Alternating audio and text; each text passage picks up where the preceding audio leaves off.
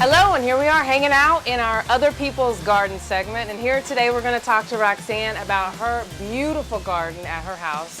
First of all, when we first pulled up, the biggest thing that I noticed was your incredible use of space. So if you could just explain a little bit about how you were able to get everything packed in here so tightly and kind of just the method behind your madness. Okay, well, so there's cedar boxes here, and then I also have lots of pots. I really like these fabric pots because they're reusable. Good and for drainage too. Really great for drainage. So I have a lot of flowers in these this year, and then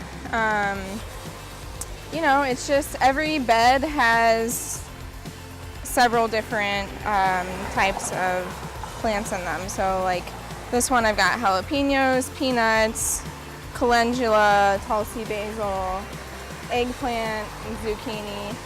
The zucchini I planted kind of late because I knew that I could. Something I think a lot of people don't know about gardening is that you can plant successively throughout the summer and even into the fall. So you can have a fall garden, late summer garden. Like peas are a good example. Yeah. You can get that first spring harvest, and then I think I'm going to probably put some more on the ground maybe August. Yep. And get that late fall. Yep. Is there any drawback or anything that you would have done differently or anything that you would have changed in your layout? We may actually end up changing some of the layout because these two 4x4 boxes we started with are actually kind of breaking down.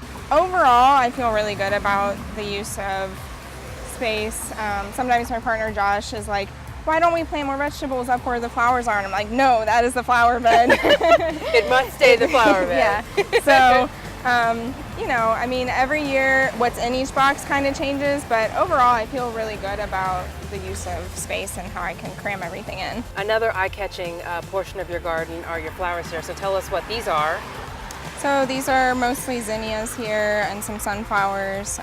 Behind there I've got some celosia and strawflower and gomphrena. So those are all types of cut flowers. So just for making flower arrangements. I like that you guys have built or repurposed or some sort of, you know, it's not everything doesn't have to be store-bought, and it doesn't have to be terribly expensive. I think that's another thing that kind of keeps people away. Yeah. You can build things from what you've got at home. Yep. I had some bamboo sticks and some string, and I was like, okay, I'm gonna make a support today. You know, and it works. Yep. It works. Definitely. So, well, thank you so much for letting us stop by. This is all great, and hopefully it inspired somebody out there who, you know, if you don't have a lot of space, you can still make that work. Roxanne definitely proves that. So if you've got a garden or you know someone who's got a garden that we should see, send us an email and maybe we'll come check it out. But for today, we want to thank Roxanne for letting us come out, and we'll see you next time. Thank you.